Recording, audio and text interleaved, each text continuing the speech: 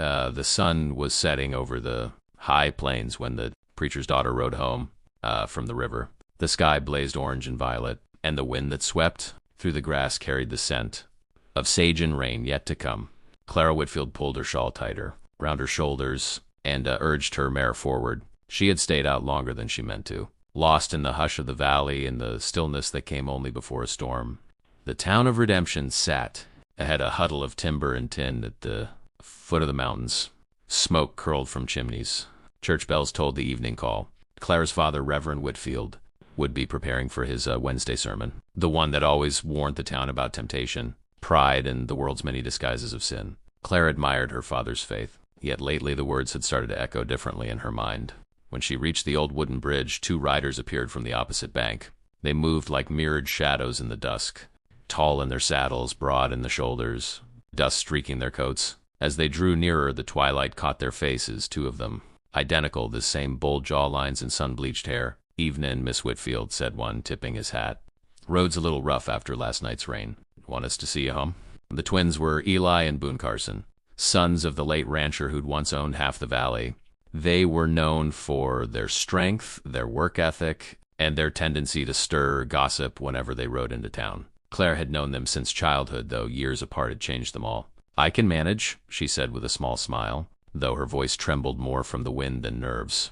Eli chuckled. "A preacher's daughter on a lonesome bridge right before A. Storm, that's a verse waitin' to be written." Boone said nothing, only glanced toward the darkening clouds.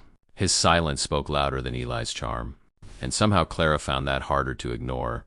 They rode beside her the rest of the way, their horses' hooves thudding softly against the dirt. When the first raindrops began to fall, Boone dismounted and handed her his coat without a word. She protested, but he only shook his head. "You'll catch cold," he said. "We've been out in worse." By the time they reached the Whitfield porch, thunder rolled behind the hills. Reverend Whitfield stood by the doorway, Bible still in hand, his expression unreadable as he watched the trio approach. "Even in Reverend," Eli said politely, removing his hat. "Brought your daughter home safe." The preacher's gaze swept from one twin to the other, lingering on Boone's coat around Clara's shoulders. "I thank you, boys," he said slowly, "but I reckon my daughter can find her way without help from ranch hands." Clara felt the heat rise in her cheeks. Boone opened his mouth to respond, then thought better of it. He gave a short nod, turned, and swung back into his saddle. Eli followed, flashing. Clara one last grin before they disappeared into the rain. That night, lightning stitched the horizon. Clara lay awake, listening to the storm batter the roof and the wind rattle the shutters. She thought about Boone's steady eyes, Eli's easy laughter, and her father's disapproval crackling like thunder between them. Somewhere beyond the walls of the parsonage, two brothers were likely staring into the same storm and wondering what fate had begun to weave. By morning, the rain had cleared, leaving the air crisp and clean. Clara went to the small church to help prepare for Sunday's service. She swept the floors, polished the pews, and lit the oil lamps that cast warm halos across the wood. The town began to stir outside the blacksmith's hammer, the call of merchants, the clatter of wagon wheels. When she looked up, Boone was standing quietly in the doorway, hat in hand. His shirt was still damp from the ride, and there was a hesitant respect in his posture that made her heart quicken. "I came to say sorry if we caused you any trouble last night," he said. Eli meant well. "You didn't cause trouble," she answered softly, "though I reckon my father doesn't see it that way." Boone smiled faintly. "Preachers see the world in straight lines. Me and Eli, we were born in crooked country." She set down the broom. "Sometimes crooked paths lead where the straight ones can't." For a long moment they said nothing, the quiet stretching between them like unspoken prayer. Then Boone nodded and stepped back into the sunlight. "Take care, Miss Whitfield."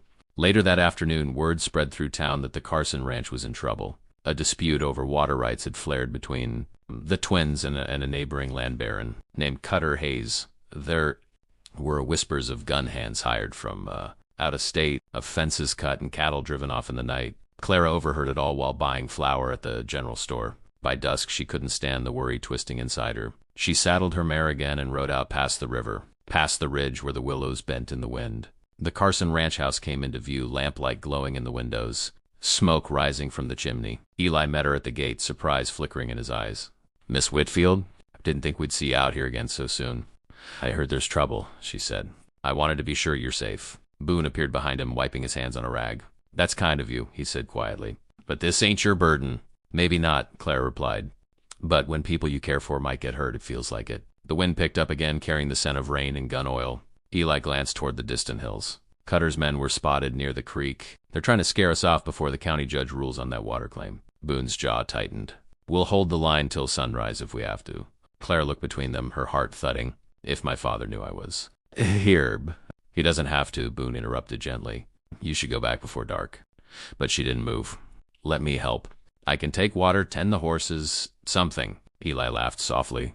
You got the fire of a Carson, not a preacher's daughter. Before anyone could answer, a rifle cracked in the distance. The sound echoed through the valley, scattering birds from the trees. Boone's head snapped toward the ridge. Yeah, early, he muttered. Eli grabbed his gun belt from the fence. Get her inside, he told Boone. No, Clara said, voice trembling but firm. You can't face them alone. Boone looked at her, really looked, and for a heartbeat the world went still.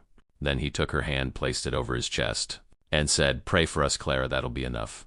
The next few minutes blurred into chaos, shouts across the field, hooves pounding, flashes of gunfire against the dark. Boone and Eli moved like twin forces of nature, defending the land that bore their father's name. Clara crouched behind the porch rail, praying aloud, her voice barely rising over the storm of bullets and thunder. When it was over, the valley was silent again. Cutter's men had retreated, leaving only smoke and churned mud in their wake. Boone's arm was grazed by a bullet. Eli's hat was gone, shot clean off his head, but they were alive. Clara ran to them, tears mixing with rain on her cheeks. He could have been killed. She cried. Boone smiled through the pain. Wouldn't be the first time the Lord saved fools. Eli grinned, or the prettiest reason to risk it. Boone shot him a warning look, but Clara couldn't help laughing through her tears. The moment felt unreal, 3 lives tangled together under a bruised sky, the storm breaking into stars above. She helped them bandage the wound and stayed until the night grew quiet. Before she left, Boone walked her to her horse. You shouldn't come back, he said, though his eyes said the opposite. I know, she whispered. Well, I will. He didn't try to stop her, just watched as she rode away down the moonlit trail. Somewhere behind her, Eli called out a teasing goodbye, and Boone's low chuckle followed her into the night. As the lights of redemption came into view, Clara felt something deep inside shift, like the first tremor before an earthquake. She knew that whatever had begun out there on the Carson ranch wasn't over. It was only the dust before the storm.